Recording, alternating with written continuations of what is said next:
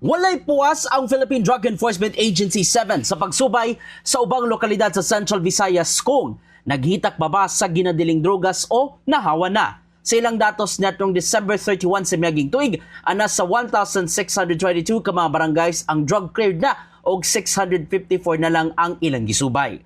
Mato di Acting Assistant Regional Director Teza Tuzen nga pakusgan pa sa PDS7 ang monitoring sa ubang dapit sa rehiyon inubanan sa pakigalayon sa mga local government units. Pinaginini makabot-usab sa ubang dapit ang drug cleared status gikan kanila. Apan, dili ka kumpiyansa usab sa PDS7 ang ubang mga barangays ug LGU sa rehiyon bisan og drug cleared na sila. Ilabi na nga nagpadayon ang surveillance batok sa ubang mga drug pusher nga nagtago-tago pa sa ilang dapit. Hinauna doon ng mga intelligence units ang nakadiyang LGUs nga nagigalayan na sa mga tinugyanan sa balaod. Samtang gipasalamatan usab sa PDS7 ang mga local chief executive sa rehiyon na padayong ni unong sa ilang kausa batok illegal nga drogas.